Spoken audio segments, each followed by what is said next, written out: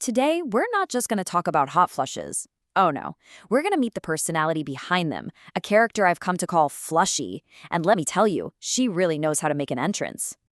You know that feeling, right? That's the first thing that goes through your head.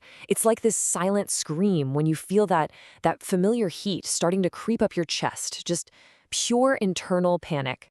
So let me paint you a picture. You're at some big, fancy event. You're feeling good, you know?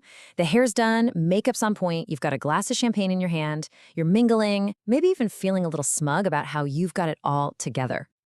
And then, bam, out of absolutely nowhere, it starts. It's just this gentle warmth at first, in your face, but it climbs so fast. It goes from hot to hotter to what I can only describe as a full-on personal nuclear-level meltdown. All of a sudden, you're desperately looking for a corner to hide in. You're trying to fan yourself with a cocktail napkin, and your breathing, it's completely shot. We're talking these short, sharp gasps, like you've just sprinted the 100-meter dash.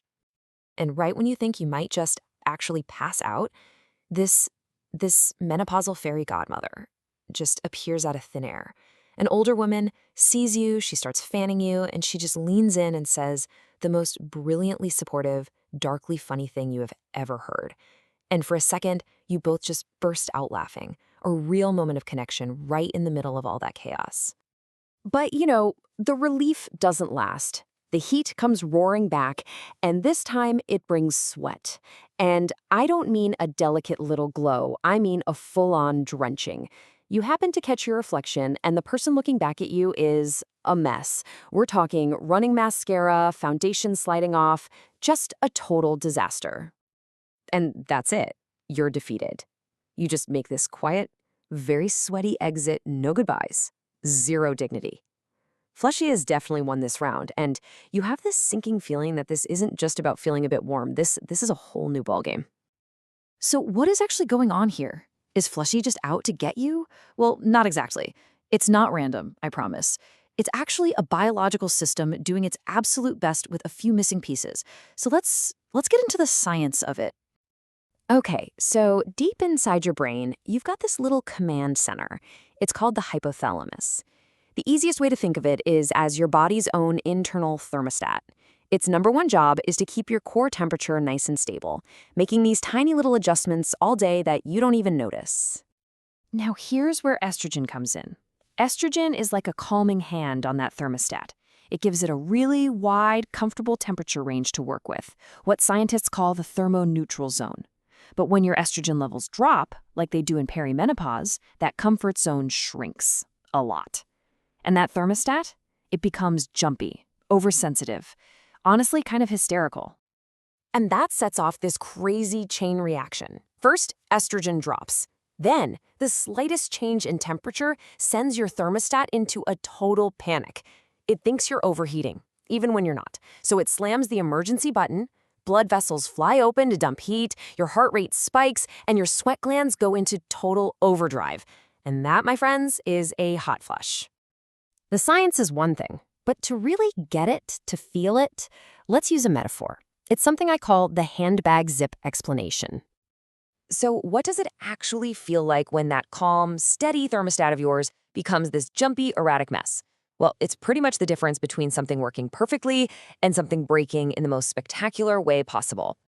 Think of your old thermostat, the one with plenty of estrogen, as the perfect zip on your favorite handbag. You know the one. It just glides. You can open it a tiny bit, close it a tiny bit, no drama. But now, without the estrogen, that zip is broken. You so much as look at it and it flies wide open, dumping the entire contents of your bag, lipstick, tampons, rage, everything, all over the floor for the world to see. That chaos, that total lack of control, that's Flushy. And here's the really cruel joke in all of this. The things that cause a stress response, like panic, alcohol, even just rushing to an appointment, they make that broken zip fly open even faster. And why is that? Because adrenaline jumps into the party, screaming at your brain that something is wrong, which just makes your thermostat panic even more. So listen, this is the most important point I'm going to make. What you're experiencing is not a personal failure. It is not weakness. You are not losing the plot.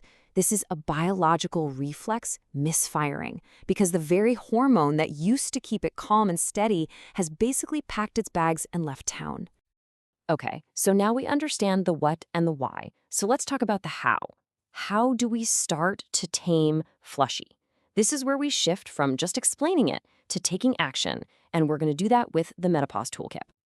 First things first, you've got to know what pokes the bear. Hot flushes absolutely love blood sugar chaos, so skipping meals is a huge trigger.